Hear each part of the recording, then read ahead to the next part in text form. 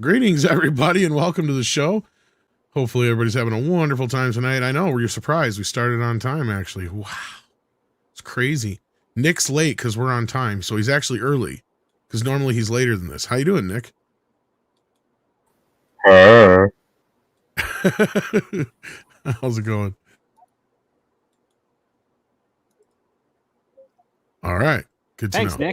Nick. Good talk. I hear kids in the background. Oh, there you go. go. Say that again. Sorry, I had volume issues. Sorry. Go ahead and say everything. We're live. Welcome to the program, man. Oh, hi. Sorry. Hi, everyone. Yes, I am on time. And as soon as I was on time, something went wrong, but now we're straight out again. No, it's cool. We were just giving you shit because I'm like, you're actually early because normally you're later than this, but we're started on time. So, yeah. Oh, look at that. So you're actually still early. Yeah. Oh, sweet. I'm on time. Hi, Tom, Script, Klobby, CC. Hello, chat and mods. Let's have fun tonight and talk about Godzilla and Kong and what debaucheries come up in the world. In Hollywood, of course. So, yeah, share out the link. Let everybody know we're live. Also, I want to say hello to Klobby. How you doing tonight? All right, sir. Thanks for having me. Hello, my friends on the panel and the chat. Great to see you all. Let us geek and roll. Indeed. Also, we have with us Script Doctor. How you doing? I'm doing well. It's +1 today, so that's a good day. Yeah. Oh, you mean the temperature? Gotcha. Oh yeah. Not. I was thinking something else. Something else altogether. But anyway, CC, how you doing? Also, as well from the Great White North. Oh, I just watched that Godzilla trailer, eh? But didn't we just get a Godzilla movie? I'm a little bit confused. Better looking. Well, we'll get into that for sure. Yeah, we'll definitely get into all that. So yes, welcome everybody to the program. As I said before, I don't know who else will join us. You never know. You never know. Well, let's say hello real quick to everybody in the chat. We got, speaking of Godzilla, RJ Godzilla is here, and he's saying hello to D-Bud Martin, who's also here. Thank you for wrenching today, good sir. We got FKHC 2005. Nick's in the chat and on the stream. Speaking of another Godzilla, we got E-Zilla here. We got lots of Zillas in the house. A lot of Zillas. We got Nick S here. We've got Yekno Mino. We got Penny here. We got Phoenix Knight. Hello and welcome, everybody. Hit that like button. I see Coach O'Dragon. Josh Hammond's here. Duck Nation as well. Chris is here. Beryl Teeter. That's somebody that's new. You're a new individual. At least I've never seen you chatting before, unless you changed your name and icon. So welcome. Welcome. We always love new faces around here. We got Toxic Dust. We got Ham Dinger. We got Morgan King. Wonky Man's here as well. Hit that like button. Share out the stream. We got Grand Admiral Adam. Ryan Swayze's here. Josiah Fitch. Oh, you're a lurker. Okay, cool. So first time chit chatter, but you've been here for a while. I like that. Nice. I like that. Hello. And now we've got another guest joining us, or actually I say panelist, because somebody who's been added to the normal panel now, Mr. Price of Reason. How you doing? Hey. I'm doing good. Nice. Hey. Yeah, surprise. Wow. That's awesome, man. Thank you. Yeah, I don't know if you noticed I added you to the DM group, but yeah. You got upgraded. Well, he's usually on here once or twice a month anyway. I'm like, to heck with it. If there's something he wants to talk about now, he can just pop in whenever. Oh, and him and Script have been doing a lot of streams together too. Yeah. Oh no, we're doing a Quantum Leap Revisited stream. It's fantastic. Yeah, I know. I wanted to join you guys for that, but I had not seen the show in a long time, and I knew I wasn't able to watch it. So I'm like, you know what? Script Doctor knows that show pretty well. So why don't you talk to him? By the way, if you ever see that there's an episode that we're going to do that you like and you feel like being a part of it, you're obviously invited. I think, see, that's the thing. Like the ones that stick out to me are like, I believe the one where he's retarded, obviously. The one where he's like the pregnant lady. Classic. Or not, he's not, is he the pregnant lady or was there somebody who was pregnant? I might be, see, that's the other thing. I mix like 2-3 episodes up sometimes. He's been a woman like 7 times, I think. He wasn't pregnant, was he? One of them he might have been. I swear he gave birth once, and just as he was giving birth, he leaps. Right, well, or whatever it happens. Labor, he leaps, yeah. That's whatever it was. Yeah, like, okay, so like there's that episode I remember. I think the Rosa Parks episode.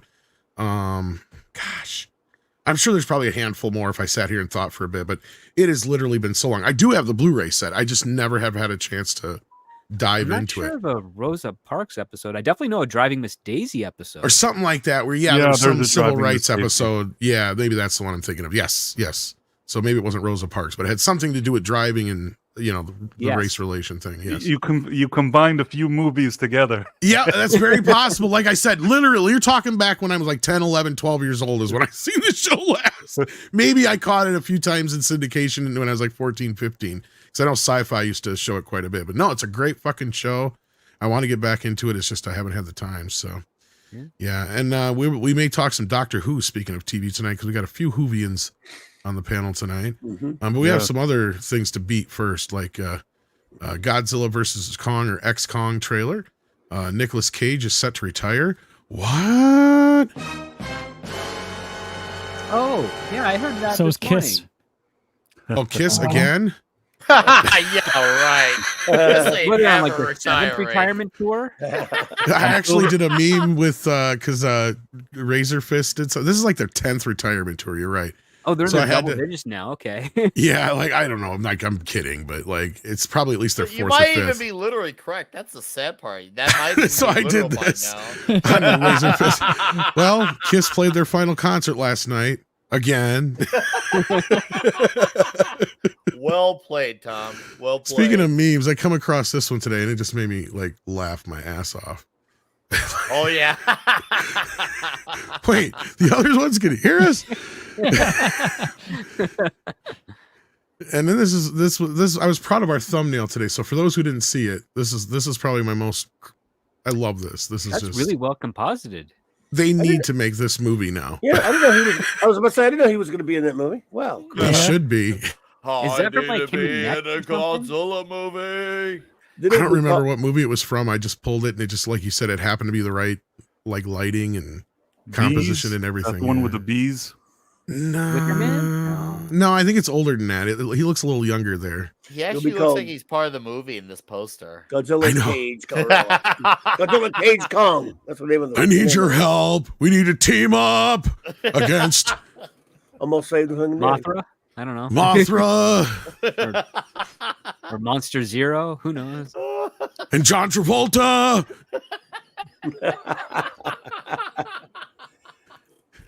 I'm going to take his face off. Anybody see that video of him that's going around on Twitter when he's at a con buying a bunch of comics? Yeah, that was from a couple of Yeah. years ago. So is that what But that was was? awesome. Talking to a bunch Yeah. of kids about comics. And he had like a bunch of old Oh, he knows his comics. of Hulk. Yeah, he used to have a big collection. You know what I Yeah, love about it's that so video, Klobby? You know what I love most about that video? Because we watched it last week on Flashcast. I said, that's Nicolas Cage not being Nicolas Cage. That's Being a him geek, just being geeking a out. kid, Yes. comic book geek, hanging Very out with those cool. kids. Because those kids don't give a shit that's Nicolas Cage. No, they don't. There's a bunch of adults standing around videotaping. They know who he is. But those kids are just sitting there. They're all enthralled that, oh, this grown-up actually knows all this stuff about these comic book characters.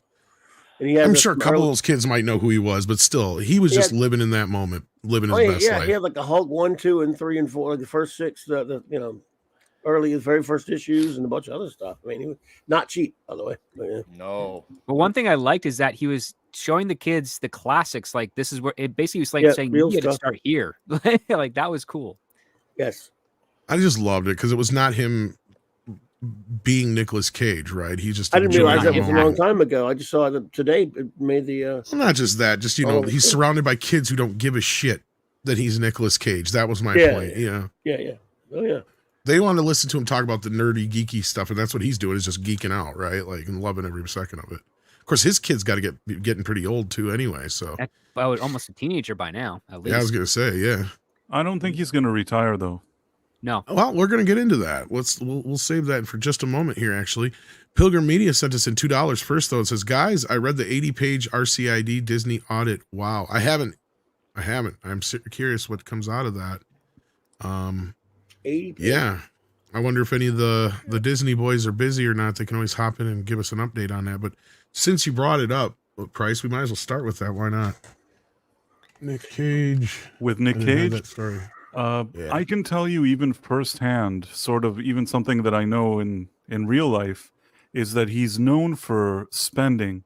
I don't think that's a secret, but I even know people that have had some kind of interaction with him more on a business level or something like that. And this man spends a lot of money. If he's continuing to spend buying castles and all this weird stuff, he's going to need more paychecks. Is he still doing it? Still spending? Yeah, he's still doing it. One of the things that I heard this morning is that he's probably going to phase out of features and he's going to look for something television, because if he can find something in a sitcom or a modest schedule hour drama, he wants to do that because he can actually spend more time with his family, because he's like 60 years old right now. So like, I could see him doing a streaming show. Yeah. Yeah. Oh, I'd watch the shit out of Yeah, it. as you were saying, he's like 60 years old. So I'm not totally surprised that he's starting to talk this way, but just for some context here, Nicolas Cage says he's almost finished, 3 or 4 movies left. The famously prolific 59-year-old actor says he's eyeing Hollywood Endgame. I've said what I've had to say with cinema. Not yet. There's a couple of roles he hasn't done yet that he could be great for, and I know he's not got. Yeah, I know he doesn't have them on his docket up ahead. One of Hollywood's most prolific actors eyeing. Okay, they just said that twice. I may have 3 or 4 more movies left in me. The dream scenario actor told Vanity Fair. I do feel I've said it. What I've had to say with cinema. I think I took film performance as far as I could. I even got my hair acting. I do want to get much more severe and stringent in my selection process. I want to say bye on a high note. Did you see where I went high on high? It's acting. Oh, nice. That's probably your best impression. Oh, I do a pretty good Cage. I've done Cage for a while. He's only, He's just I'm nuts. I'm not crying at all. he's only It's just 8 you take months the most asinine part of the sentence and you just make it go nuts. That's just the typical point. You start off low, like you got to take a shit, and then you just explode. That's pretty much Nicolas Cage. I want to steal the Declaration of Independence. I'm more of a treasure protector. So yeah, he said his father died at 75 and calculates he may only have 15 years left, hopefully more. What do I want to do with those 15 years using my father as a model? The married father of 3 asked. It occurred very clearly to me that I want to spend time with my family, and I'm starting to cement that plan. Plus, I bought a lot of comic books, and I need to read them. Those things weren't cheap. Does he still own Spider-Man #1? What is it that he owns? I know Superman #1 and Action Comics #1, and I think he sold I it guess to help pay. number 1 too. I think he sold that, and I think so he could help pay some of his taxes, because his was the one that set the bar, I believe, for what it's worth now, if I'm not mistaken. Mm-hmm. Because his sold for like, what was it, 1.3 million or something like that? I think it was. I think so. It's been a while. Man, So that set the bar for the highest one so far. Yeah. that's such a bummer. So you had to sell it 'cause supposed he's to have already that broke? kind of money and you own that comic to sell Well, it. this was like 10, 15 years ago, CC, I Yeah. think it was. Yeah. This was back when he first had his big problems. Because that's the thing is, I don't know how his spending is now. Like, you guys weren't kidding. Like, I'm sure he's had to slow down quite a bit because he just hasn't had the income he used to. But like, he used to spend, dude had like fucking like statues and fucking paintings, and he had like this bunch of Elvis shit, like a bunch of his Remember that he costumes had a and stuff. dinosaur skull. A dinosaur skull. That's what I mean. Yeah, he was buying all kinds of crazy shit. So I think he sold most of it at this point. But like, yeah, at that point, he's like, I just need a dinosaur skull. You know. That's probably exactly what he told like his It's like, people. where are you gonna put it? I don't care. I just need it. It's rumored to have been the centerpiece on the dining room table, actually. It looks beautiful. So you can put apples in it. Reach in. Well, now he's going back and buying some of that stuff. I don't think he's going to go back and buy a Superman 1 anytime. I wonder, though, how Action if Comics one. Yeah, I don't know if he's gonna be able to curtail that or not. That's the interesting But- point. He Yeah. had an FF #1, and I don't know if he's never bought that back. Well, his quote is under 5 million. So, I mean, he's a very affordable actor for a name. So he's did like what, 4 His movies quote that came out actually this went year up alone? because it used to be, I think, 1,000 you could get him for a day. I think it was, or whatever it was, before when he was trying to pay off his taxes. It was pretty cheap. You could get him. Wow. Oh, like 15 years ago, yeah, you could get him pretty. Yeah, he was almost in everything. That's why he was in everything. Exactly. Yeah. But like now, he's just doing all the interesting projects that he likes. Again, this year he did 4 or 5 movies. His other movie just opened up. It's really limited, so it's not doing superbly, but that's that Dream like one. Retirement Plan or something, right? I think. No, well, that one did too. I think that one's already on streaming, but I could be wrong. But that other one just opened up too. The one where he's the writer, or not the writer, but the Dream one, where people see him in their dreams. What the hell's it called? Oh man, I don't know. He did a lot of movies over the last like 3 years. Yeah, I'm trying to remember I not saw Dream Renfield. Again. Yeah, that one too. I mean, yeah, he just had that come out. He was probably the best part of that movie. Dream Scenario. That's the one. Dream that just came out. Scenario, right? Yeah, Dream he Scenario. did. He did The Old Way, which was really good. Renfield, Yeah. which I enjoyed. Sympathy for the Devil, which I keep meaning to see but keep forgetting. He's I got haven't Dream seen that one yet. Scenario, and then he's got The Retirement Plan, and then he's doing The Surfer, another Lords of War, Long Legs, and then Arcadian. Those are the 4 movies he's got coming up. But, kind of going against what he's saying earlier and going towards what we've been saying.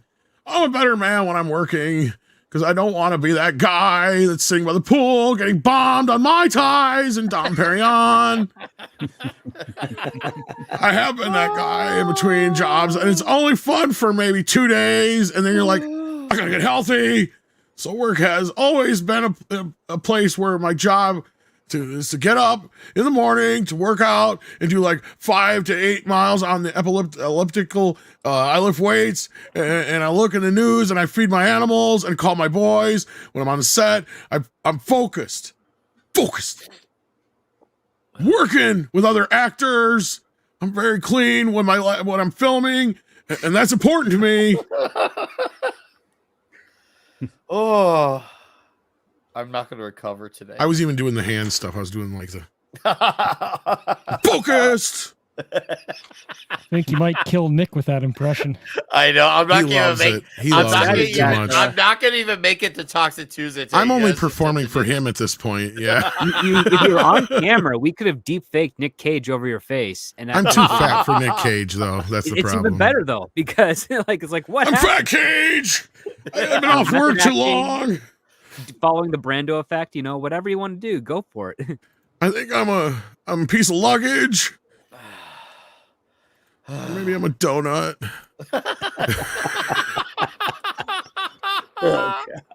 Oh, damn. Lord. Though I would love to have seen Nick Cage and fucking Brando in a movie. I don't know if the world could have contained it. Probably not, but I would love to have taken the chance on it happening regardless. For some reason, I feel like there should be some like detective movie where they're like 2 detectives who have to work together. And It'd be a remake of Jake and the Fat Man. there you go. I'd be all about it. I'd be all about it. Oh Lord. All right, kids. Let's see. Let's see what we've got from the chat here, and then we'll get into our feelings about this.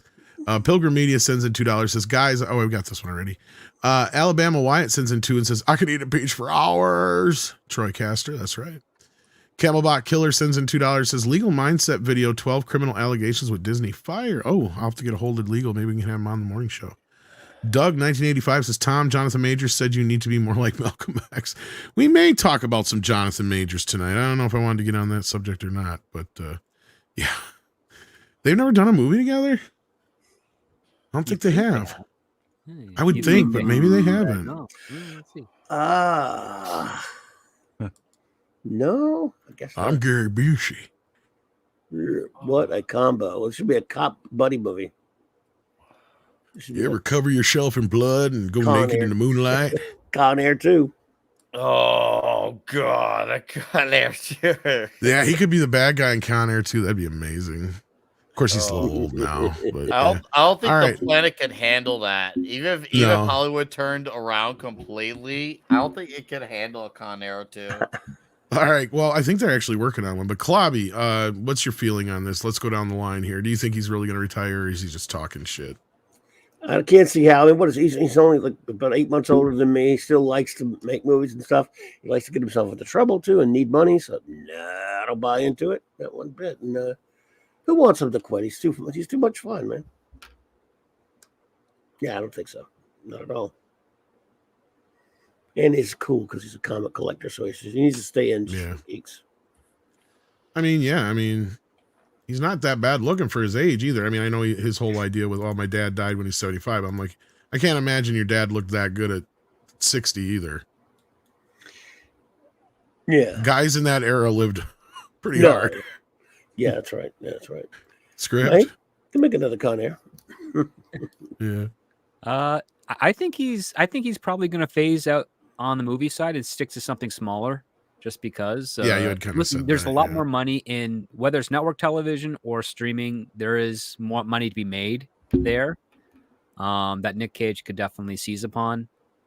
And I expect him to probably do that, especially if he gets someone pitches him a story that really tantalizes him and allows him to do a role he hasn't done. I know of 3 roles he hasn't done yet, and I'm not even going to reveal them because I want to pitch him those roles.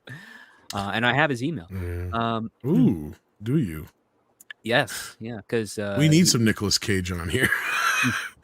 Well, he really liked a script I worked on with another writer, but couldn't do it because it was too similar to another film he did.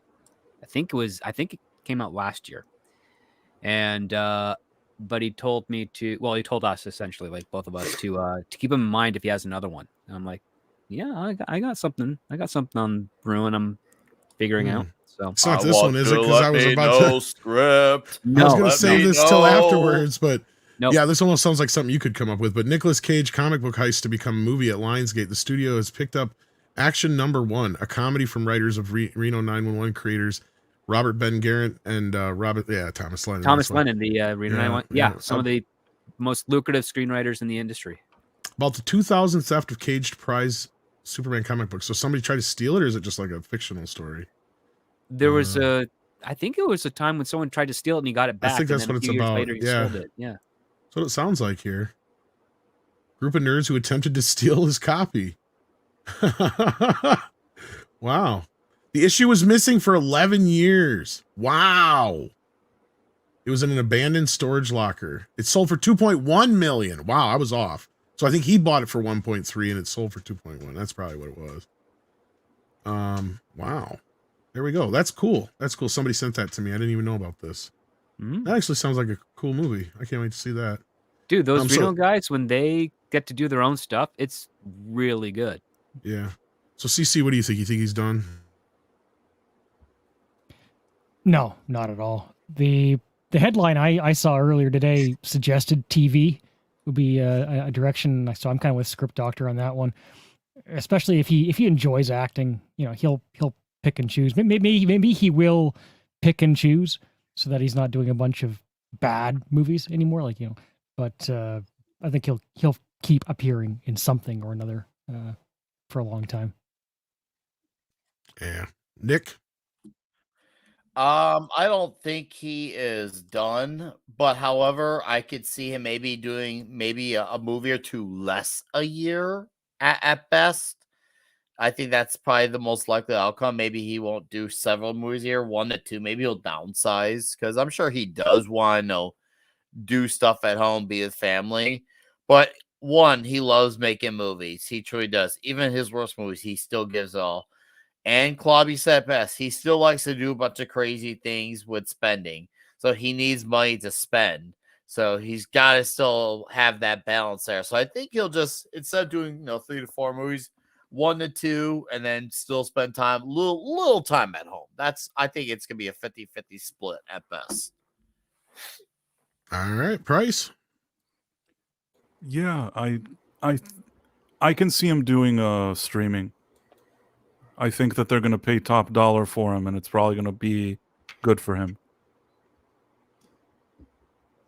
Yeah, I think Script's right too. I think going off what you just said, I think he'll probably try and find some kind of streaming show or something like that. Hell, he may even try to work with like Taylor Sheridan or something like that. He likes westerns. He was mentioning in one of those articles that I saw today that his son introduced him to Breaking Bad, and he was really mesmerized by how this format is in a different place today. And I felt that he was really laying the groundwork. Taylor Sheridan would be a great fit for him, I think. I could see him doing something like Tulsa King. Exactly. Yes, totally. Yeah, no, I think that's probably what'll happen. And I'm sure he'll still do some acting in films, but it'll just be like stuff he wants to do, like Script was saying. And he's kind of been doing that now that he's caught up with his taxes anyway. He's only been really doing stuff that it seems like he's interested in doing, and that's it. Yeah, he got to play Dracula. That's a dream come true for him. And I mean, that was a nice payday, I'm sure, but he's gotten to do these other little pictures on the side that are more his style. You know what I mean? It's not just, clearly he's not just doing it for straight to video fare to pick up a couple $1,000 to pay off some more bills. Like, yeah, this is, he's gotten to a point now where he's kind of come back into his own. I think he's going to miss it if he does decide to, he'll take like a year or two off if he does, and then he'll be like, this is boring. I need money. You know, it might be the money thing, but I think it'll be more so he's just bored. I think if he's not busy, he's going to be bored. His kids are, if they're in their teenage years, by the time he's ready to quote unquote retire, they're going to be off living their own lives, and he's going to be an empty nester. He's going to be kind of bored. Yeah. This home life is as good as I thought it would be. Yeah. They're on the pool all day drinking Mai Tais. I'm Harry on, calling my kids, but they won't answer. Kal-El, my son.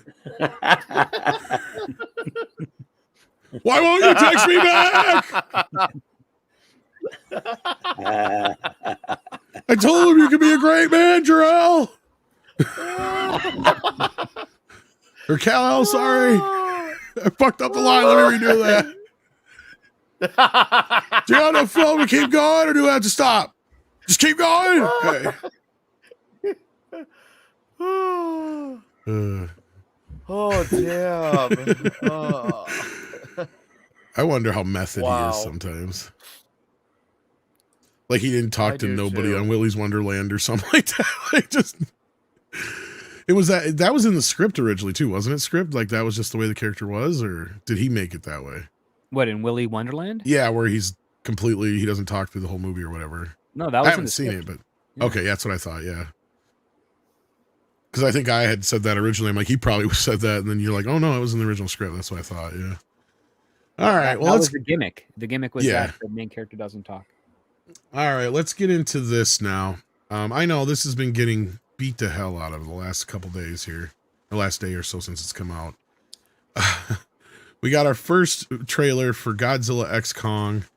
Yeah, I'm curious what you guys think. Let's start with Price on this one. What did you think of the new trailer for Godzilla Kong? First, tell us what you think of the Legendary franchise thus far, kind of briefly, and then tell us what you thought of this trailer.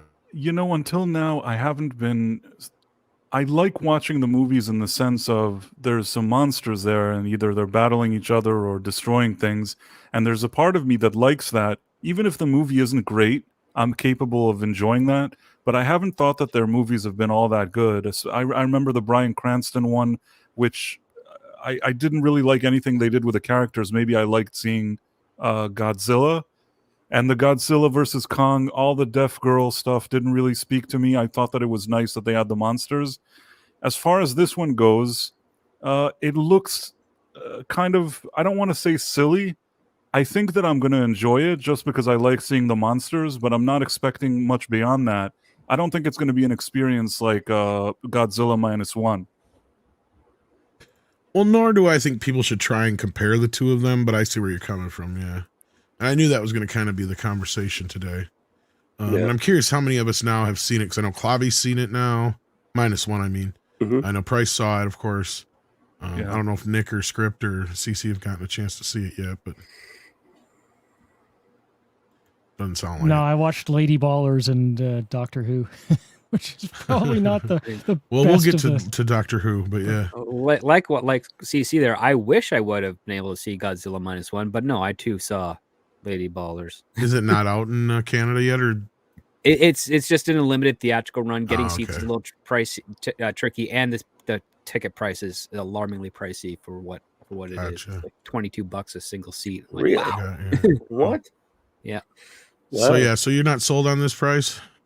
I'm sold in the fact that I'm sure I'm going to sit there with a popcorn and a beer, and I'm going to enjoy watching it for whatever it is. Right. But my expectations are kind of tempered here in the terms of story and how much the plot or anything will interest me. Right. Right. Well, that's fair. Nick, I think you had to. Nick, step away. Yes. All right. Well, we'll come back down to Nick. CC. I'm not a fan of CG, but like Price, if I had to see it, I would sit down with some popcorn. I'd probably enjoy it well enough. But it does. The trailer makes it just look like it's going to be 2 hours of pure CGI with maybe a couple of humans in front of screens sprinkled in. And I maybe I liked that in Revenge of the Sith, but not huge on it otherwise. Usually. Fair enough. So All right. Script. Well, when I watched the trailer, I'm like, when are the Power Rangers going to come out and fight these guys? Because it looks like a well-funded Power Rangers film. Just the fact that it is. Well, pretty and much Power computer- Rangers is kind of based on Godzilla type stuff anyway. Oh yeah, it's. I mean, just look at what's on the Kong's arm right there. That looks like a Zord. Yeah. Yeah. And the other part too, that's one of the things I think disappointed me as the legendary films kept on progressing is they got more into fantasy sci-fi. Like they got flying machines going into Hollow Earth, like technology that's centuries above what normal humanity has. It doesn't feel like there's any stakes going involved as a result of it because it's all so fantasy and fantastic. So it's like every other Godzilla movie. Yeah. But well, I mean, it doesn't have that charm that the other Godzilla films had, like where you're like, okay, so the world built their own mecha Godzilla to try and fight Godzilla to try and save their village. No one else on the planet has this, and yet the people that are in control of it might actually take over the world because the ones that they built it are rarely actually aliens. I mean, that's different because it's not humanity doing it. I appreciate the hokey convolution of the classic films versus what's going on here, where it looks like it's trying to blend in a couple of other genres into Godzilla and Kong to try and make it more epic instead of just keeping it simple and letting us see Godzilla and Kong either fight each other or fight a third party that is legitimately threatening to them. All right, Clobby. Yeah, I'm probably expecting what I got the last time with the previous film of Godzilla, and what was it, and Kong, but a couple years back. Humans, not all that interesting, but all the fights and all the monster stuff was relatively enjoyable, and obviously, like a lot of people saw it on streaming because it wasn't. I didn't get a chance to, back then. We knew a lot of people weren't going to theaters. Remember, it actually opened up on streaming first, right? If I remember correctly, or? Simultaneously, but it still managed to do 500 million at the box office. Oh, good. And I enjoyed the Godzilla Kong stuff, and the humans were just sort of there. This is not going to be that extremely rare exception where there's a wonderful and deep human story the way -1 has. It's just not that kind of movie, but it could be a lot of fun. I'm looking forward to it reasonably well, and I think it has a chance to be as enjoyable as that last one. It looks really goofy and silly, but that's okay if we can have a lot of fun, and it's just fun, and that's it, and nothing more to it than that. Yes, they are a couple of Power Rangers because the Power Rangers were busy, so it's incumbent upon Big G and the Big K to take care of it themselves. It looks like so. Yeah. Well, first I will say, you know what I think that thing on his hand is? And this is just me guessing. I think he fights the bad Kong and gets his arm broke.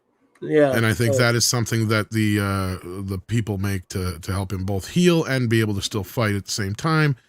And again, that just goes along with all the sci-fi stuff. Look, I would have a completely different reaction to this had we not just gotten Godzilla -1. And I think some people are looking at it from the wrong direction there. It's like, look, we've got the grown-up, serious Godzilla still coming from Toho, and that's the deal they made with Legendary, that as long as they don't make or release a movie in the same year, I believe it's just in the US anyway, then they can do as much shit as they want on Toho's side of things, and same thing with Legendary.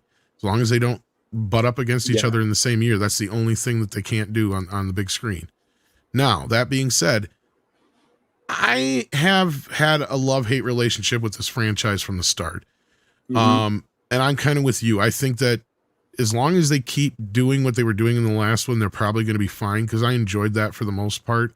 I'm a sucker for like disabled kids and King Kong, you know, having that human, you know, like, you know, having that human to vicariously live through that Kong, like, you know, we kind of, I think we talked about it before the show where I said, you know, Kong's Achilles heel is women, right? Like, it always is. Yes. He always seems to, you know, it's the one thing that kind of is his downfall. But no, and that's the thing. There's one thing I love more than Godzilla, and that's Kong.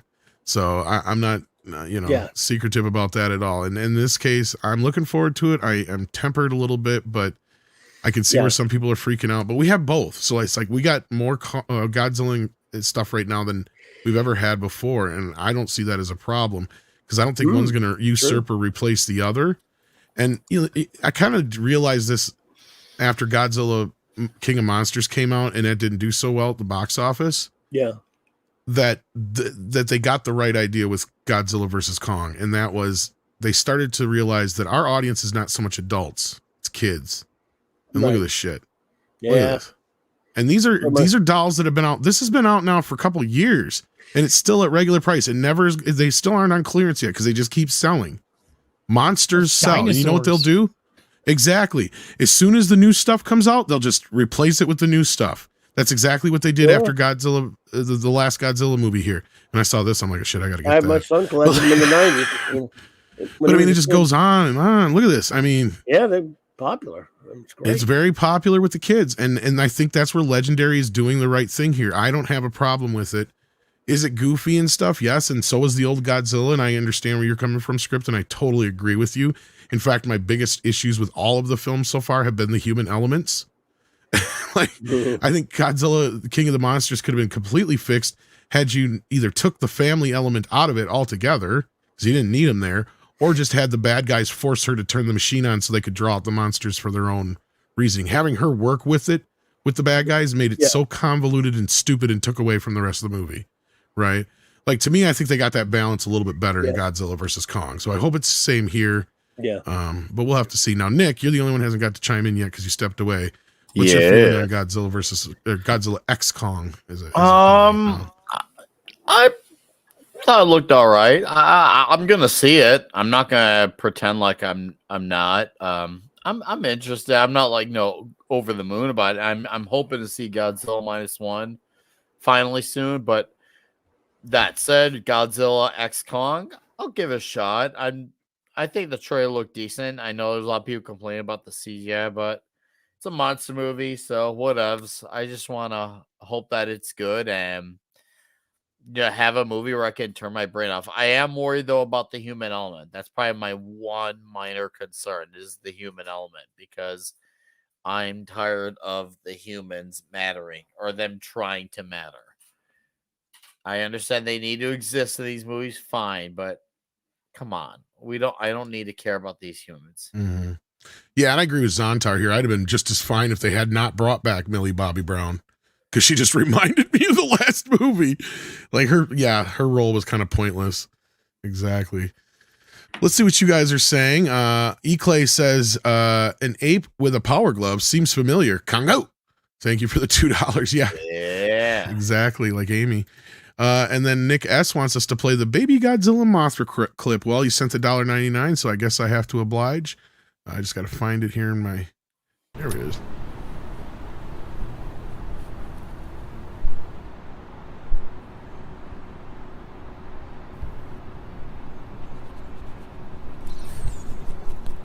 I love the little tail wag.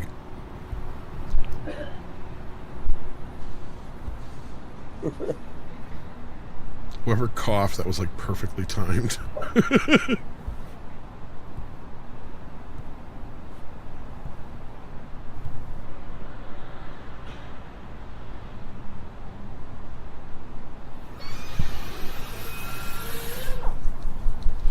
There it is. I love that little turd. Nice. So adorable. Zontar sends in a Canadian $2. That's a toonie. It says Race for Glory, Audi versus Lancia. Did I say that right? Trailer just dropped. Oh, I've not heard of that one. Here's Paulie. I see that Paulie's in the chat. He has arrived. Thank you, Zontar. We'll have to check that out sometime after the show. Maybe if you're a racing fan, there you go. There's another racing movie out there. Wow. We have a couple of guys here who saw Doctor Who. And from my understanding, they race swapped Newton. Isaac Newton and is now from India. Isaac Newton, yes, is now in. So, yeah. So you guys watched the second special. So Klobby lead it off, and then you guys can, whoever watched it can take it from there, because I did. Some seem to think it was, at least the story was palatable to okay compared to the previous week of the Star Beast. I think they were both pretty pedestrian Star Beast, but if you take out the woke drivel in it, it starts out at the beginning with the Sir Isaac Newton crap. The second part is Wild Blue Yonder is the name of the episode, and it is followed up by a conversation about this version of Isaac Newton being hot, and the Doctor agreeing. And he says, "Is that who I am now?" And she goes, "It's kind of always been there, mate." Basically implying that, of course, the Doctor. Well, I shouldn't have to say much more than you get it. The Doctor is fond of dudes. Yes, fond of dudes. He's into dudes. But yeah, that's Sir Isaac Newton right there, ladies and gentlemen. Yeah, that's exactly what he looked like. Sure. Yeah, and it also contradicted Doctor Who lore, where Tom Baker once talked about how he actually met Sir Isaac Newton and explained the gravity to him. But in this, of course, it's the TARDIS landing on top of the tree and causing a big mess, and they're yelling at the word gravity at him like idiots. The Doctor and Donna, and he misheard the word and said "mavity," and it's a joke about it later. I totally see the resemblance here. He looks exactly like, as you can see, they exactly were like him. Spot on accurate. Spot on. I mean, totally. Sorry, twins. Yes, they're absolutely spitting image. So yeah, that's a historical accuracy for you from the BBC, folks, which is not the first time they've done anything like this. And then the episode proceeds to meander on, and a lot of people seem to have thought it was actually an okay one story-wise, except they couldn't leave it alone. That this bit I just told you about the Doctor being by now, I guess. And then throughout the episode, there are all kinds of acknowledgments of the horrific timeless children and other really annoying things that make me hate this episode. This is a horrible way to celebrate, quote unquote, end quote, celebrate the 60th anniversary. It's one more to go. I guess I'll sit through it. But it's truly, I mean, it was already dead in 2017, to be honest. But those of us who had some love for the show were at least hoping that we would get, we love the Doctor and Donna together. A lot of us love David Tennant's Doctor with Donna. We thought it might, 3 more little adventures with him. I mean, at least could we have that to celebrate the 60th? But we can't really have that because Russell T. Davies hates the fans, or at least the ones that don't adhere to his idiotic ideology. So the R.I.P. Doctor Who, and it's that, and I'm sugarcoating it a bit. It's really bad. I mean, for me, Tennant and Donna were the best part of the episode. They had energy. They were fun to watch.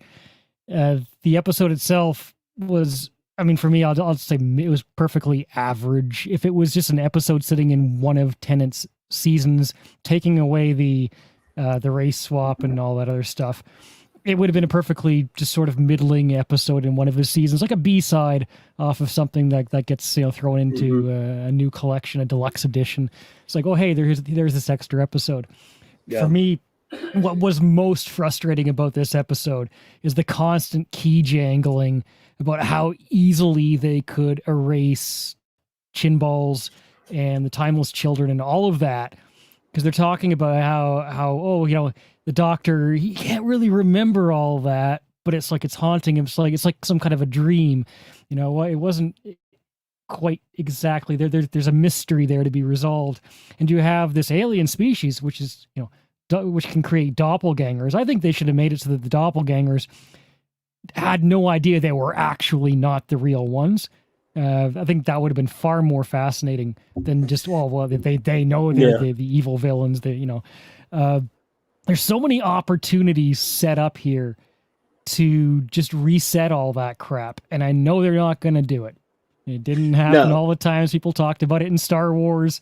Well, they're going to use the world between worlds. It's kind of a similar situation here. Like when Davies first came back, there were these murmurs that maybe, like rumors going around, people were saying, well, maybe it'll turn out to be a bad dream. He'll wake up in a tube of some alien race. It's not going to happen, right? But I couldn't, if you took all these bad feelings about what's been going on out of it, it would have been a perfectly average, sort of forgettable episode stuck in the middle of a season. And okay, fine. Yeah. But I couldn't shake that kind of dread, like, oh, hey, key jangling right in front of you. You hope we do this, right? This sounds like... Maybe something will happen. Maybe we'll fix it. No, you won't. Remember a few years ago when everyone got really hopeful about things changing under Lucasfilm? This sounds like that, except I could see that here, that James Franco meme first time. That's what I see when the wishful thinking hits. It's the first time meme. I remember what it was like when we had the wishful thinking and it turned out to be not. Well, I'm sorry for Whovians. I really do. RTD, was responsible for the 2005 revival after a 16-year hiatus of the initial 26, year run of the original series, as they call Classic Who. And many of us who love the old show did get on board with it. There were some changes I did not like. He did a lot of things that I did not like, but he also did a lot of things I did like. And his casting of doctors was excellent. And there were a lot of great stories. There were some problems and faults, in my opinion, as a 41-year, Who fan of 41 years, but I liked a lot of it. And because he did have a lot of great, amazing goodwill after Moffat took over and kind of was not really great at it. The Stephen Moffat era was not particularly great, even though I love Matt Smith. And Capaldi's a great actor who had bad scripts. But Moffat didn't do a great job, running the show. So everyone thought, wow, RTD, I mean, he loved the show, right? He's the one that brought it back, right? He's going to just bring this back and do it the way we all want it. We're going to get what we want. We got the guy back that we loved that brought it back in the first place. And he loves us, and he loves fans, and he loves Doctor Who and all this stuff. But it's not true. He actually has treated fans poorly in the past, but they don't remember a lot of it. They don't remember a lot of things he said. And now he is all restraints are off. He's got carte blanche to do whatever he wants. He's got full power, and he's got Disney money now with the BBC money, or Disney money now, and he's gonna do whatever he wants. And Disney's the perfect company for an ideologue like him, and he's a sick jerk off who just hates the fans, and he's going to use the show to preach whatever he wants to preach now. So it's dead. I think one of my main problems before anything else is, think 10 years ago we had a 50th anniversary special, and you had a special with Matt Smith and David Tennant where they brought Tom Baker for a small cameo. Mm-hmm. That to me is the kind of exciting thing you want to see on a anniversary. And these episodes don't feel special. They feel like, I think Klobby was saying it, or maybe Cece was saying it as well. These are very they feel like filler episodes in the middle of the season when they ran out of resources or money or something.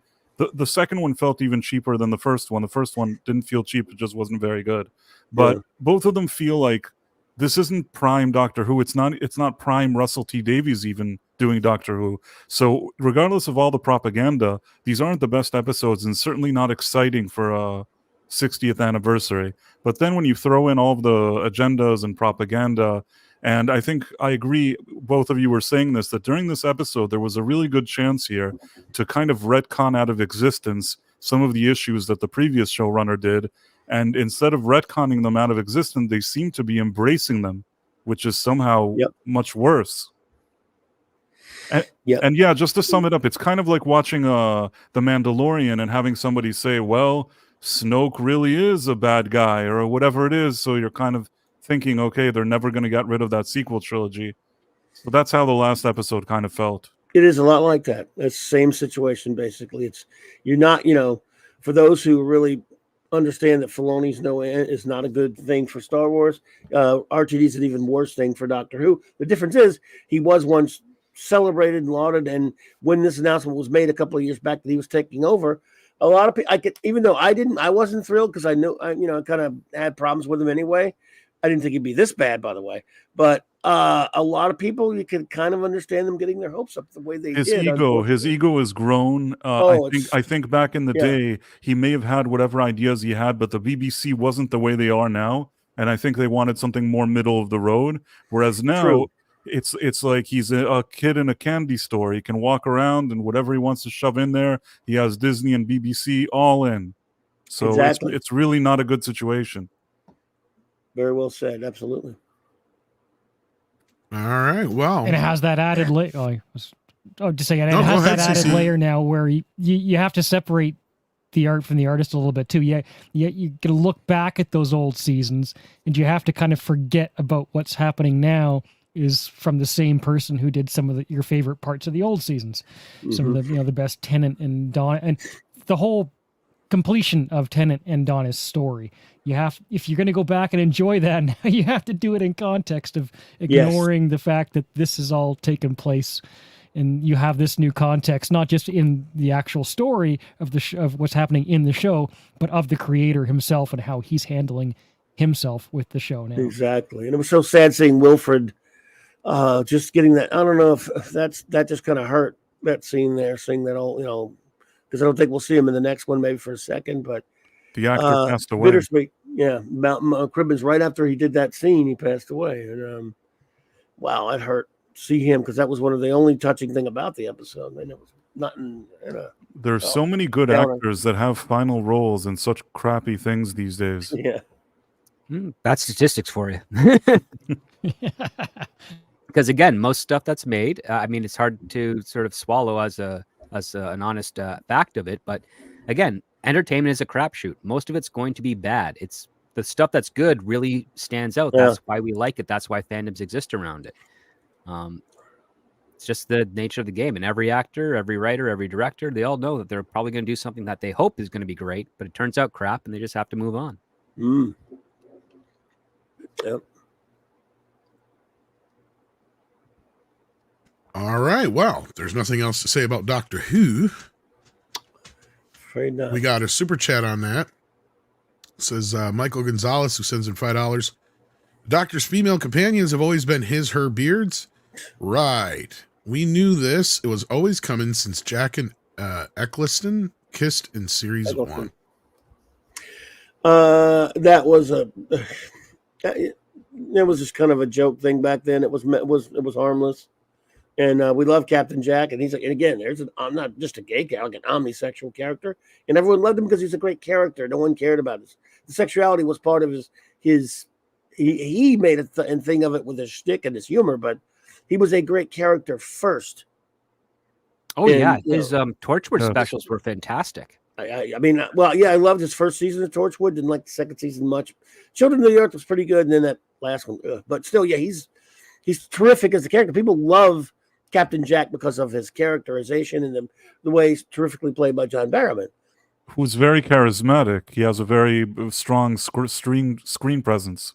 Yeah. Yep. And remember, the Doctor was married, and he said, look, personally, I prefer the first 26, the classic show where he was more of an asexual type of character. That was more like an old uncle type. We knew that he had a granddaughter. The first Doctor had a granddaughter in Susan, but for the most part, he was very old, and he had that kind of course, it was a family show. Russell T Davies is the one that had to introduce all of no, not true. The Fox pilot did it first, where all of a sudden he regenerates and the 8th Doctor re-experiences puberty. But it's when you introduce sex into a show that didn't really have that before. That's kind of why I was asking. Yeah, it creates problems. But and then the Doctor was married to River Song. But I guess that doesn't matter. That's a second wife, technically, yeah. Yeah, that we know of. Well, that we know. We don't know who he married when he was on Gallifrey, but No, exactly. because he had a whole lifetime before he became the Doctor, and I think it's Sure. Yeah, he did, and he never And- regenerated before that. By the way. Yeah. that's right. He never regenerated before that, and he was centuries old at that time, if memory's Yeah, it was correct. about 400 to 500 years old at that point. Yes. Mhm. And they tried to. I mean, I don't think it was a successful attempt to retcon with the Timeless Child, but they tried to change that. Oh yeah, they did. Well, they're going to keep it, but they can keep it. It's garbage. It doesn't count. It's not the Doctor to me. There, yeah. All right. We got Nikki D who sends in $5. Thank you so much, Nikki D. Says, if the movie Collateral was remade today under DEI initiatives, how would the story and characters differ from the original? Gosh, it's been a while since I've seen Collateral. Was that the Jamie Lee Fox? Is that the Jamie Foxx? Jamie and Foxx, the, Tom Cruise, yeah. Michael Mike- Mann, I think, directed it. Michael's right. He did marry Queen Elizabeth in the 50th anniversary. Good point. He did. Then he ran out on her. Yeah, good point, Michael Gonzalez. Honestly, I don't know if they really changed much from my memory, because you already have Jamie Foxx playing the good guy, and Tom Cruise is technically the bad guy in the scenario, right? From Yep. my memory. Yeah. So I don't know, unless they would maybe change the Tom Cruise role to be played by like Angelina Jolie or something like that, maybe. Yes. That's about all I could say is that would be different. Does anybody else think differently? And Jamie Foxx would talk about some social justice About issues. being, repressed, yeah. Well, they just. I mean, if it was Disney, they'd just gender swap it and keep the ethnicities the same. That's it. There you Female go. Yeah, cabbie, that's probably female the easy mercenary. answer. Oh, Yeah. or the driver would be a diverse woman, and the evil guy could still be Tom Cruise. Maybe. That's true. I mean, either way you look at it, but it wouldn't be Tom Cruise. It would probably be Pedro Pascal. Okay, fair enough. But yeah, no, I honestly, I mean, yeah, I think you're right. And I think they'd have some ploy in there where he's constantly going off about, well, I only drive a taxi because I'm black and I can't get a better job or some shit like that. Yeah. Yeah, I could see that. But otherwise, yeah, I think Script's right. They just gender swap both of them. Brian Keith sends in $10. Thank you so very much, Brian. That's very generous. So saw Godzilla -1 last week. Probably best solo Godzilla movie, in my opinion. I didn't like Shin Godzilla for some reason, whether it be the story or creature design, even though some effects were good. Thoughts? I enjoyed Shin Godzilla, but they're two very different monsters, pun intended. Shin Godzilla is actually more of a satire about the whole what meltdown was it? I always forget the name of it, but there was a meltdown in Japan, and it's more of a comment on how the government dealt with that. Not Chernobyl, but it was Fukushima? like that. Yeah, that was it. Fukushima. And how the government dealt with it and how piss poor job they did. And because that's kind of the joke of the movie is every time, they got Godzilla destroying the country, but they're just sitting there like, well, we need to make a meeting so we can make a meeting on that. And it's like, it's all just a bunch of meetings on meetings on meetings on meetings. And then finally they emerge and they're in like protective gear while the rest of the country's destroyed. It's like, yeah, it's kind of hilarious in that respect, but this is a totally different movie. This is a remake of the original film. And I don't think we should shy away from saying that, because I think this is a good example of how you do remakes right. Fair enough. Yeah, I didn't like Shin either, but I did enjoy this one. Wow. And you know what? They're extending movie times and looking at some of the things. Last I checked, we weren't having anything past Thursday for showings here. Yep, they extended it out. Yep. Now we're having more. Not a lot. Well, more, they're doing but what more. they can, it sounds like, because it already only had a limited engagement to begin with. They have to have it out of the theaters by the end of the year, is my understanding. Because of the whole deal they have with Legendary is, and I think I brought this up earlier, as long as they can release, do whatever they want within a calendar year, as long as it's not as long as Legendary isn't releasing something that same year. So, yeah. Okay, maybe I may have missed it. How long will Godzilla -1 be out in theaters currently? Because I do want to see it. 2 weeks basically. Oh, okay. So because you have to like the 14th, so 10 more days. Oh, I okay. think. So I'm in the clear right now. Cool. Oh yeah. It was originally supposed to be out of theaters Friday, something like Thursday that, or Friday. Yeah. And now it's at least here it's getting some extension. I don't know about where you are, Nick, but oh yeah, it's added a lot of theaters all over. I did. They should give it the whole month at least. They might, you know. If they can, they might. Yeah. But these are like sporadic. They're not like a bunch of features, and one theater doesn't have it. And there's like but now going into like next Monday, only one theater has a couple of features. On Sunday, one whole showing in the town. It's crazy. That might change though. See, because that's what I noticed going into this last weekend was initially there was only one theater showing it twice a day. Yeah. And then all of a sudden Friday, a bunch of smaller theaters picked it up, like a bunch of the indie theaters and stuff. So it'll be interesting to see. See, that's the other thing too that might be coming in the way, because some of these limited things, like if one theater has it within a certain mile radius, then another theater can't pick it up. That's another problem on certain ones like these. It's all in the contracts and how they work out. I do remember talking about this with a theater owner once, and because they were all upset because they couldn't carry like the latest big movie because some other theater within a certain mile radius had it or whatever. So yeah, but yeah, it's just one of those wacky things. If they can, I guarantee you they will extend it as long as it keeps playing. If people go see it this weekend, which it did very well this last weekend, regardless of what Grace Randolph said. Oh yeah, it did. It did. So I don't know if anybody was privy to her stupid shit this week. Oh, I saw you talking about it. More on binge. I saw you on the show on Mr. H H's. earlier. Yes. Yeah. Yeah, it's funny stuff. Because she's sitting here trying to say this and Beyonce were a flop without even remotely getting into like the context of the matter. Like, wait a minute here. First of all, she's comparing Beyonce to Taylor Swift. Well, first of all, I would say Beyonce did pretty good making $21 million on like only 2/3 of the theater screens I think Taylor Swift had. And then Godzilla, same difference here. She tries to compare Godzilla to the legendary films. I'm like, are you fucking on crack? Like, you literally have a movie that's on a handful of theaters in comparison to when they drop one of these major fucking legendary Warner Brothers movies. Yeah. Let's not even talk about how much, the spending is put into the advertising. And let's even ignore the fact that this Godzilla, you could literally make 10 Godzilla -1s for what they spend on a legendary Godzilla Kong film.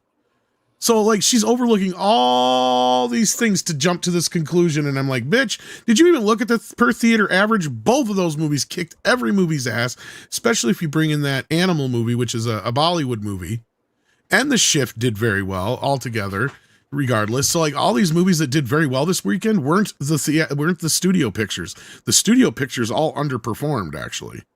So that's what's hilarious. Hunger Games has to make over $375 million worldwide in order to break even, and it's not there yet. The only thing Hunger Games has going for it is it might, since it's Lionsgate and Lionsgate doesn't have a streaming service, they'll be able to sell this to a streaming service and make a lot of their money back that way. But just so you guys can see for comparison here, right? Like, that's what's hilarious about this. All these indie films are playing so much better than the big studio pictures are.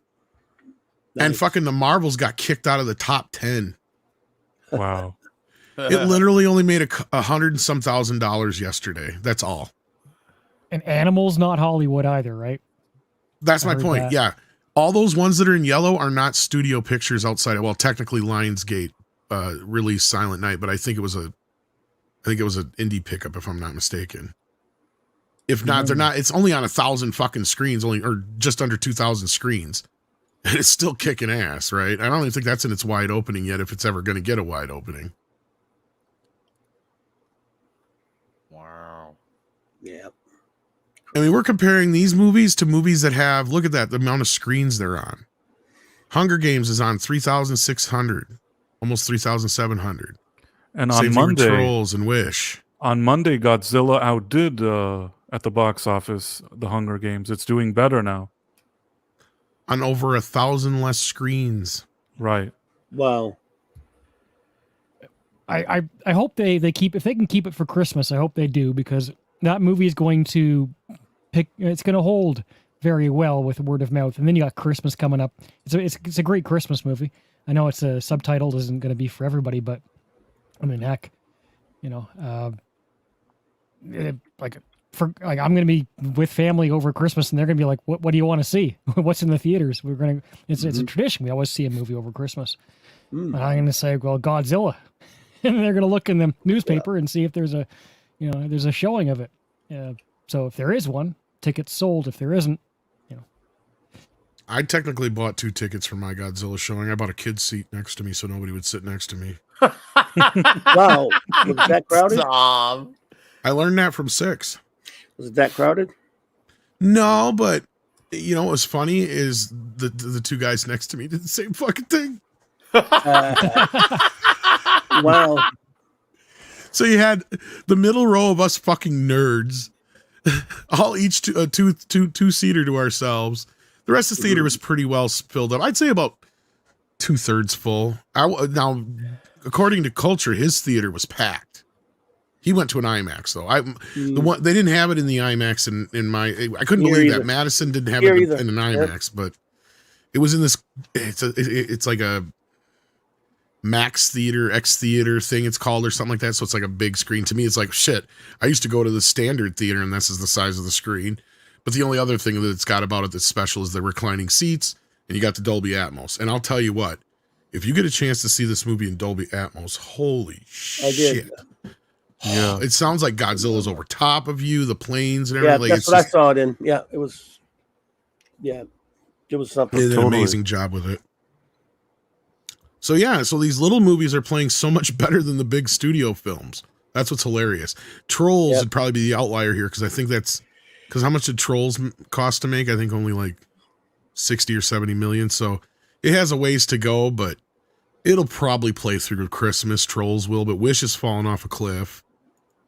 Napoleon's probably the only other one of any kind of note, but that's going to be leaving theaters here soon and then going to streaming, I think, in a couple weeks. So we'll see on that. Wish deserves to fall off that chart quickly. It is, and it's not doing very well. It's at least doing better than Captain Marvel or Marvels or whatever you want to call it. At least it's got that going for it, but not by much. No, it's animated. It has songs in it, so maybe there's a certain parents that think, "Oh, I'll take my kid to see this." But anybody that's paying attention to the messaging there is just, it's so extreme and aggressive that I don't think parents. I can't tell parents what to do, but I think that Wish is not a good option for kids. Yeah. Yeah. All right. Well, there's 2 stories I guess we could do, but I left it up to my crew if we can do one more.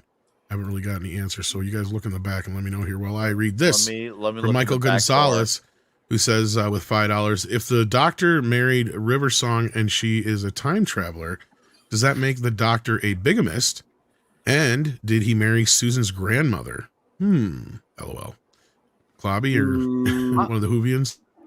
Well, he did marry Susan's grandmother on Gallifrey. The first doctor did before, in his younger days. But if the doctor married River Song and she is a time traveler, does that make the doctor a big? Man. I think he did marry. Whoops, I didn't mean to take that down. Sorry. No, he definitely married Susan's grandmother, but the other one's just too timey-wimey for me. Does it make her the bigamist? Really? Because she's the same river all the way through, just going backwards. Or is this a trick question like, if you're operated on by somebody and your son's like in the other room and who's the doctor? Well, no, because we don't know. I'm just kidding. I'm kidding. Yeah. I don't know if they ever explained this. Yeah, I think that they've left it kind of mysterious. So I personally, I don't know the answer. He did marry her finally. I mean, at the end there. Yes. And they had their last dinner together. Remember in the Husbands of River Song episode? Yes. So they were seeing each other in reverse order, or back. Back to it was weird, timey-wimey. Because she met him when David Tennant was still around. Yeah, but she'd already known him. Yeah. But, it was an accident when in Silence of the Library was her first episode, though. Yeah. And she even told him she'd already knew him, but she didn't. She'd gone back too far, or he was too far back. He didn't know her yet. Yeah. And there's some sort of thing where like one of the first time that she or the first time that doctor meets her is the last time that she ever sees him again from her perspective. So and it's right. Silence in the Library and Forest of the Dead. Yeah. Mm. All right. Well, I have no idea. I can't help you guys with that one. We got Geary in the chat. He's sending in $10 to let you know about Vindicated Inc. The crowdfunding campaign is live. That's right. We talked about this yesterday on Midnight's Edge in the Morning. First ever disabled comic vet, comic action hero, and Tom helped voice the trailer. Check it out. And there is the link right there. Do check it out, guys. Help him out with that. We'd appreciate all you can do to get in on that. And you might enjoy the comic. It looks pretty good. So yeah. So we got one more story I want to quickly buzz through here because we're going to be losing people here before too long anyway. And if he's already got the link in the thing there, so you can just go from there, I think. But otherwise, you can keep sharing the link, guys, for Vindicated Inc. But let's take a look at this. Our good friend, Mr. H, or at least my good friend, over at Mr. H channel, recently got a leak from the Crow test screening that it'd be the one that's done shooting already, starring whatever Skarsgård kid it is and Danny Houston. So we got a leak on the story. So if you don't want any spoilers on this, heads up now. We're going to play the clip here from his portion of the leak part. If you want to see the whole video, I'm going to throw the link in the chat there so you can check it out and throw him a like if you will. Maybe check out Mr. H's channel if you haven't already. But here we go. Here's what he had to say about it. And I think I sped it up anyway, just so we can kind of get through this a little quicker. Yes, I did. So here we go. Let's get into this, shall we? I'll give you this nice image to take a look at and just remember what was good.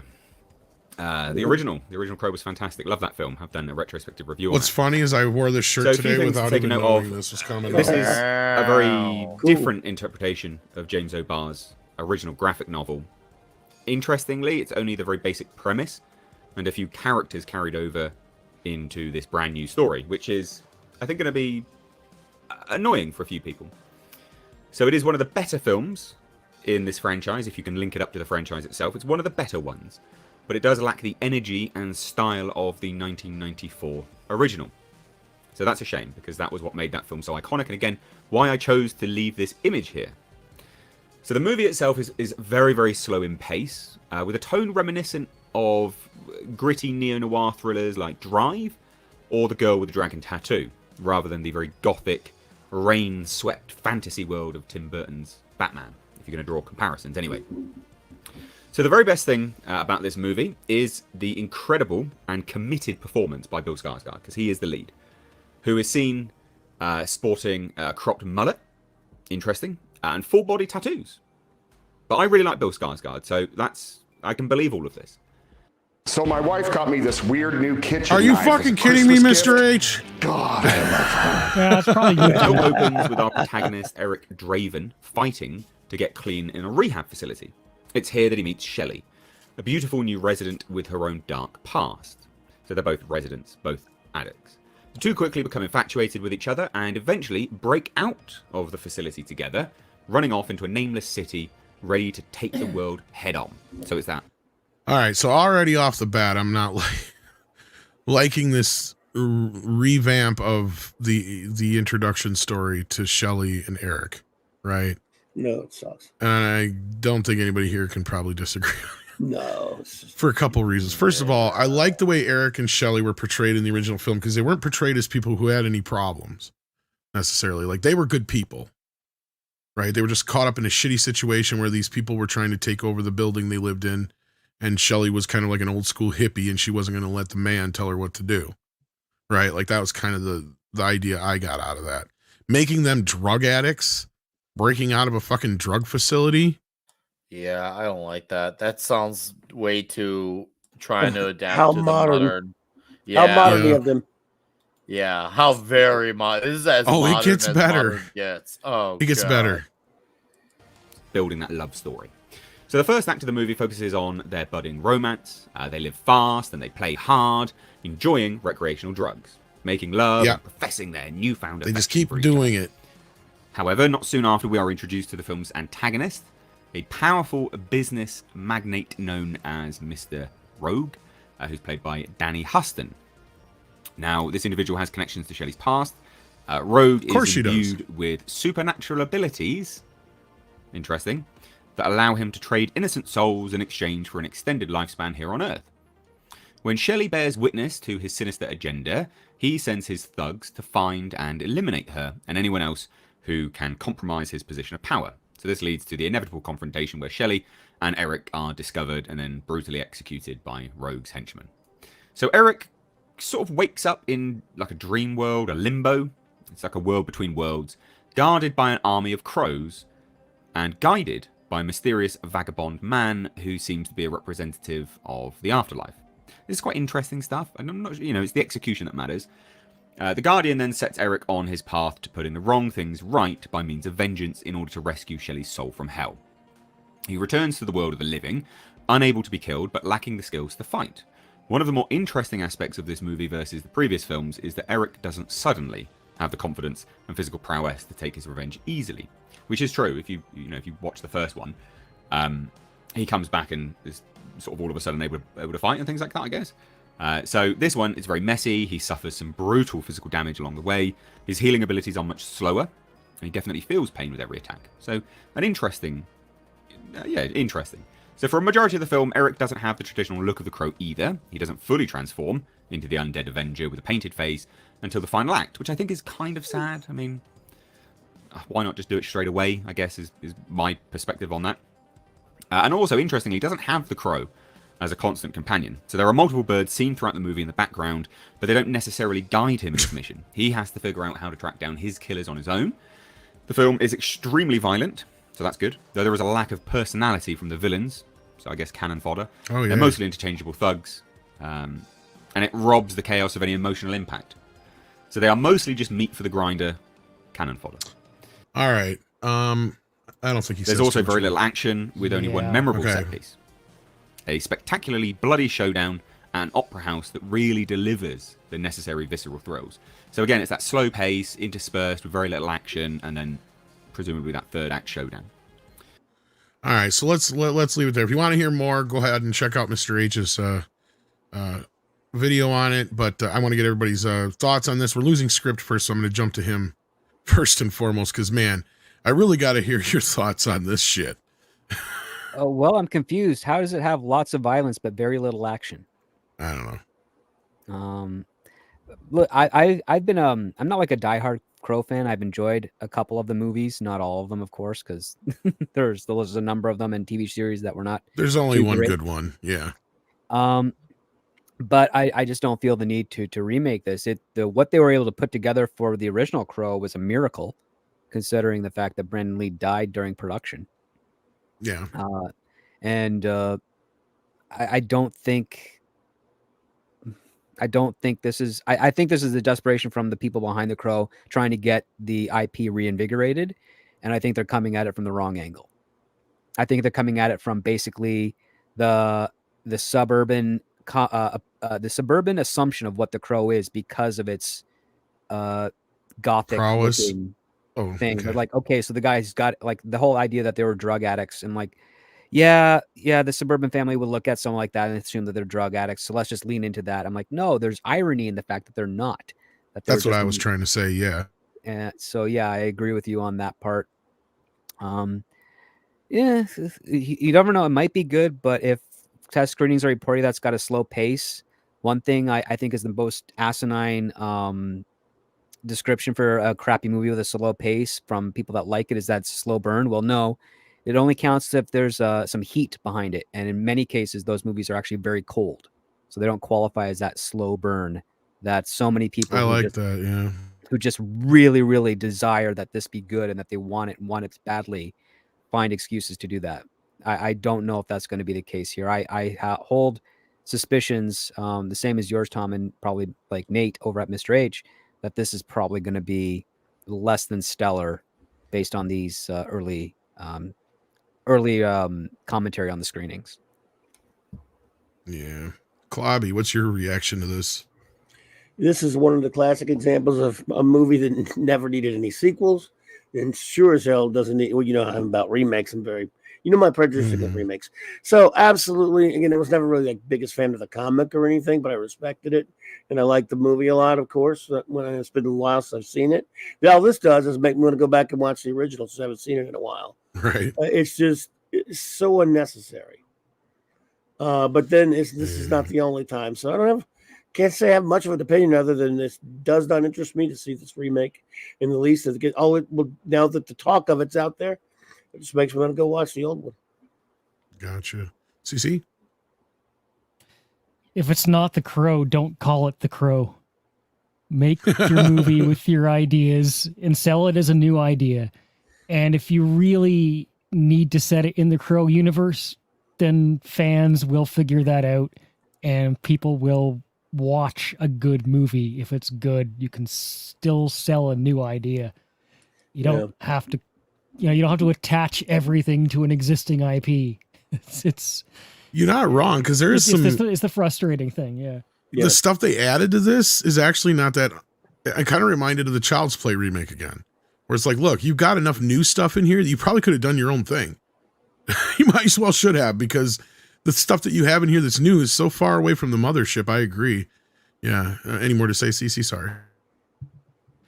This is pretty much, the state we're in recent years, where nobody has the courage to do something new anymore. Everything has to be attached to an existing IP to sell it. Sell to an existing fan base. No, just take your idea and make it a new thing. It's Yeah. Yep. Nick? Like Klobby, I like 97% really just against the concept of the remake. Now, that all said, I put that aside.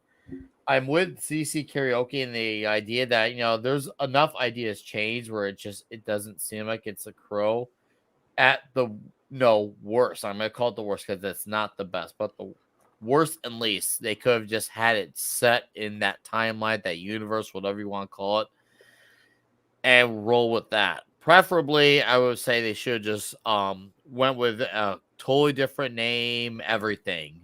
But at the worst, you could have at least set it in that timeline. But no, they want to live off the name of what has legitimacy to it, what has credibility, and what has the pre-established fan base as per usual. Right. So ultimately, the ideas to me, some sound okay, some sound kind of dumb. Ultimately, I think it's still the concept of honestly remaking this is absolutely lazy when there's better out there that can be made or just start from the ground up. But it seems like that seems to be considered bad to do, start from the ground up nowadays. Mm-hmm. Price? I think that the movie with Brandon Lee, that's the movie.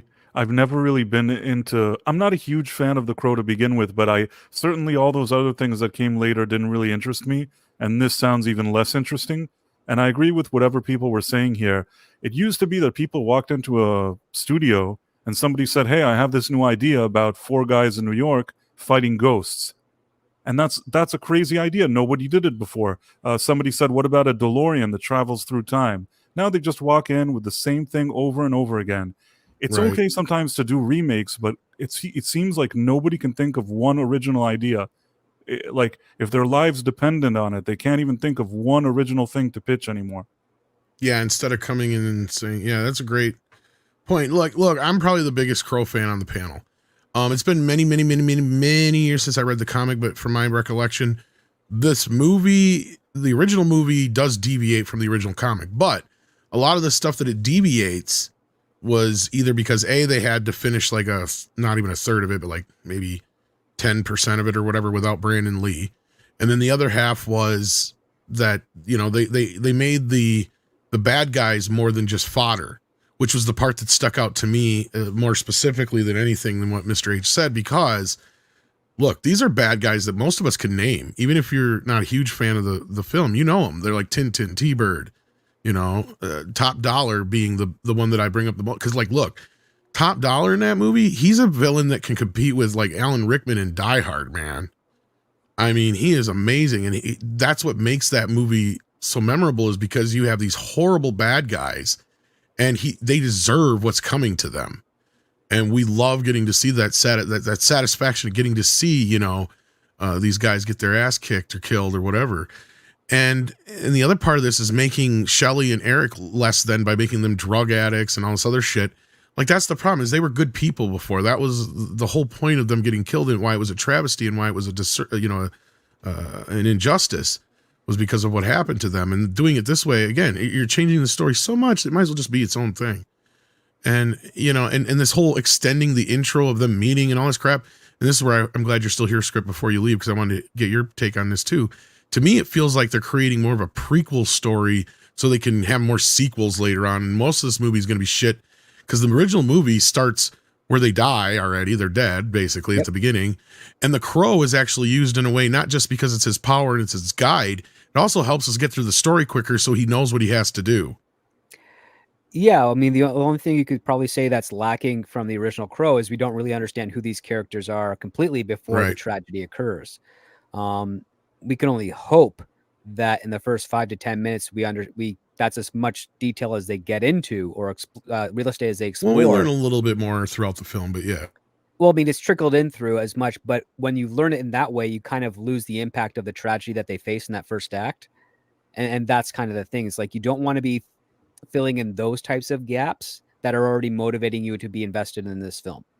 And again, that had to do more with the editing. Again, Brandon Lee died during production. They literally had to recut this movie around that and fill in a bunch of gaps. And that's why the movie has such a wicked fast pace in the first act. And then everything else there's feeding in little bits of whatever they got shot before his untimely death to pepper throughout so that they could create a cohesive film, and also to circumvent the fact that they didn't have them for a number of scenes towards the middle that they were shooting, and definitely the climax. So they had to pepper in what they had and make that work, and then really utilize the Brandon Lee stunt double for a lot of other stuff. And for here, I would not be surprised if the filmmakers are saying, well, at least we don't have to worry about that problem. So maybe we can try and get it closer to what the original was trying to do, and expand a little bit upon this relationship before they get attacked, before he gets killed, and then get straight into the story. But based on what Mr. H reported there, I don't know if that's really going to be the case. I think they're probably going to do more of a meandering thing, which you as the audience are not going to have an adequate hook. And when that event happens, you're going to be like, well, finally, now it showed up. And I hope it happens within the first 25 minutes, but I wouldn't put it past him if that was like 40 minutes into the film. Yeah, I'm not too keen on this idea, and it doesn't sound like anybody else is either, so I don't have any hope for this movie. And my other thing I would say is, the only thing with Crow is you shouldn't touch it again, ever. The only time you should even consider it is if somebody were to come along and you'd be like, you know what? This guy encapsulates what we need to tell a good Crow story. Like, because that's kind of how the first one came about anyway, because Brandon Lee was on his, star was rising. His rise, yeah. And the Crow was meant to be that vehicle to set him up to be, and not only that, what I love about it is it played to his strengths, but it was so different than anything his dad had done before. So it could set him apart from his father. And it's just sad because I feel like that movie would have been the movie to make Brandon Lee an action star. And it's tragic what happened. That's one of the reasons why when I think of The Crow, I always that's in the back of my mind. There's a part of me that never forgets how he died on that set. And it's really, until today, that's really a big tragedy. I know there's things that happen that are bad in the world, but for an actor to be on set and to do that and for that to happen, it's just really terrible. Mm-hmm. Yeah. D-Bud Martin is right, though, here. Check out Script Doctor on X, and he's got a Patreon. Anything you want to plug? I know you got to get running. Yeah. So if you're a patron, you probably already saw it, but today on YouTube, I dropped a fun conversation I had with Robert Meyer Burnett about post-production, its evolution over the decades from his perspective and from mine, as well as the threat that AI could have with its abuse in post-production. So go check out that video. Please share it out. Get the word out, because it's quite a refreshing topic to discuss, aside from all the downplayed travesties of Hollywood failure and whatnot. So if you want a palate cleanser, it's a great one for you. With that being said, I got to go to a quick meeting, and follow me over on Twitter. Thanks, guys. All right. Thanks, Script. All right, Take dude. care of yourself. Bye. All right. We got a couple super chats here. Dark Saber 4 sends in $5. It says the biggest upset is that Nick didn't do Joe Exotic on the rumored Netflix show years ago. Why? Yeah, I don't know. I don't know what happened with that. I really don't know. Maybe it just fell apart. Just didn't happen. I think maybe after he because I think that was also announced before he went to jail and shit, or prison or whatever. So that could have been it too. Wow. Dearest sends in $5 and says they made him a selfish junkie and Shelley an idiot who betrays her profession. This is not The Crow. It's not about a tragic hero. Exactly. That was my point too. And I'm a huge fan of the original, and I just don't think you should mess with it at all. So yeah, let's get out of here, guys. Thank you so much for being here. I know it's kind of a short-ish show. It's kind of a normal-ish show, but looks like Nick, you got to get out of here. So let's head with you first. You got Toxic Tuesday tonight. Yes, sir. I will be doing Toxic Tuesday. Tonight's the last night of our Bondathon, and we'll be talking For Your Eyes Only with CC Karaoke, who's on the panel on the show, will be a guest tonight. That's going to be a blast. Can't wait to talk about. I published a video this morning, and there's going to be another video up before Toxic Tuesday starts. And, of course, the Comp Shop Talk on Friday night. And, of course, I'll be back here on Thursday night. Thanks for having me. And, chat, thanks for being here, listening to these amazing dudes chat away about what's going on in the Hollywood world. And let's hope more great Godzilla is to come. So, cheers to everyone, and have a great night. You too, brother. Head on over there to check out Nick tonight with the boys. And CC, since you're heading over there too, you got anything you want to plug on your way out? Well, Toxic Tuesday, and thanks to Nick for the invitation. I watched the movie this morning. Hadn't actually watched it in quite a few years. And it's one I forgot a little bit about, but this is one of the best Bond films. And we'll talk about that a little later when the show gets going. Bond definitely gets with the women on this one. So it was very entertaining. Excellent. Clobby, what do you got going on? Well, at the top of the hour at 8 o'clock, I'm having a little members stream and just hang out with members for a little while. And then just a short while there probably. And then let's see, tomorrow night, tomorrow in the morning, I think I'll be on with Jagari and Loki and on the early morning show there. And then maybe Loki's going to have the roundtable of comics tomorrow night. I don't know. But tomorrow night, I'm very honored to have the great Jay, a.k.a. Drunk 3PO, on the show as a guest. We're going to talk comics and stuff because he likes to talk comics. And that's going to be, again, I'm honored, not worthy. The sexiest man on YouTube. Yeah, I'll tell him that. And then, the rest of the week, Clubhouse on Thursday night with Raquel and Mark, and J-Man and the gang on buddy J-Man's channel with our Jack Kirby's Fourth World reviews. And then, of course, Saturday night Star Trek. Which coincidentally is on Saturday night, so 9 p.m. Central on that. Nice. But thanks for having me, Nick. I appreciate it. I'm curious how Jay would react to that, because he does two things usually when you say that about him being the sexiest man on YouTube. He'll either be like, "Oh man, no," all that bashful shit, or you might get a Clobby. I didn't think of all the people you would do that to me. I'm so disappointed. He'll pull one of those out. I'm definitely not going to be mentioning it to him. So no, I'm just saying, like, he's joking, but like, yeah, it's his thing. Yeah. He hates the whole like being in the spotlight. When people sit there and yeah. So, I understand. Well, I've never been in it, but I pick on him sometimes about that. But yeah, he's a cool dude. Because I'm not always, because he always tells me, he says I'm the smartest guy in the room, and I can't tell if he's being sarcastic or if he's being serious. He tells me he's being serious. I'm like, I don't know about that. It's like, it depends on what you're talking about, but yeah.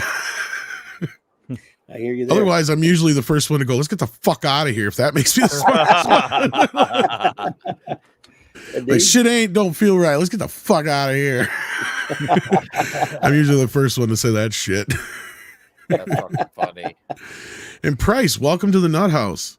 What do you got going on? Thank you. I'm really excited. It all happened really quickly at the beginning of the episode. I'm really excited.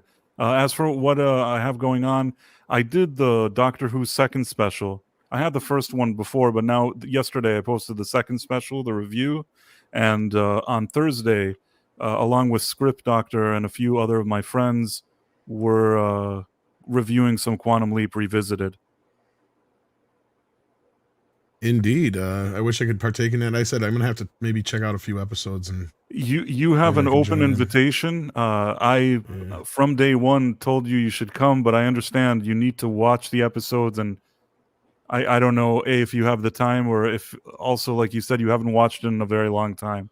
But Yeah. if you ever do have time, you're very welcome, obviously. Yeah, I definitely need to.